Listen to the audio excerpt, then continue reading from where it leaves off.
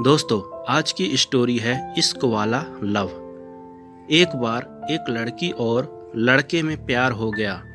लड़की के माता पिता इस रिश्ते से बहुत खुश नहीं थे, इसलिए लड़के ने न केवल लड़की बल्कि उसके माता पिता को भी कोर्ट में भेजने का फैसला किया। समय के साथ लड़की के माता पिता को एहसास हुआ कि वह एक अच्छा इंसान है और उनकी शादी के लिए राजी हो गया। जब माता पिता मान गए तो दूसरी समस्या खड़ी हो गई। लड़का सेना में था और जल्द ही युद्ध छिड़ गया। उसे 1 साल के लिए विदेश भेजने के लिए बुलाया गया। उनके जाने से 1 हफ्ते पहले उनकी सगाई हुई थी। वे इस बात पर सहमत हुए कि लड़के के युद्ध से लौटने के बाद वे शादी कर लेंगे।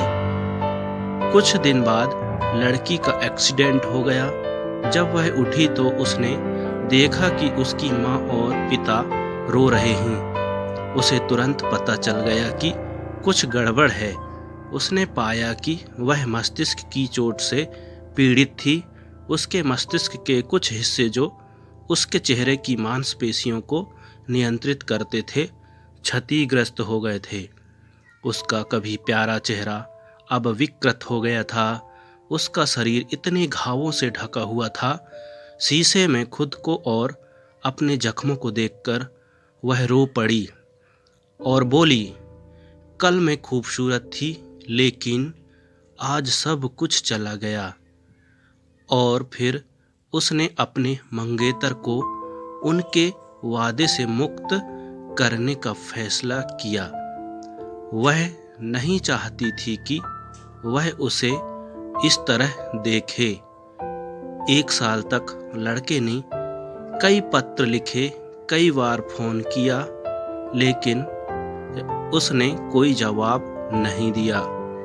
1 साल के बाद लड़की की माँ अपने कमरे में चली गई और बोली, वह युद्ध से वापस आ गया है।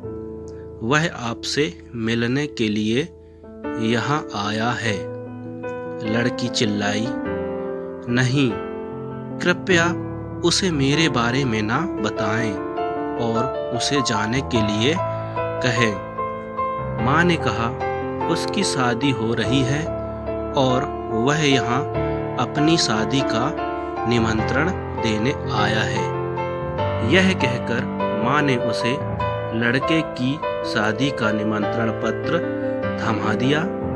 लड़की उदास थी, उसका दिल डूब गया। वह जानती थी कि वह अब भी उससे प्यार करती है, लेकिन अब उसे भूलना होगा। बड़े दुख के साथ उसने उसे खोला और फिर उसने उस पर अपना नाम देखा। घबराकर उसने अपनी माँ से पूछा, यह क्या है? तभी युवक फूलों का गुलदस्ता लेकर उसके कमरे में दाखिल हो गया। उसने उसके बगल में घुटने टेक दिए और पूछा, क्या तुम मुझसे शादी करोगी? लड़की ने अपने हाथों से अपना चेहरा पूरी तरह से ढक लिया और बोली, मत देखो प्लीज, मैं अब सुंदर नहीं रही, मैं बुरा दिखाई देता हूँ।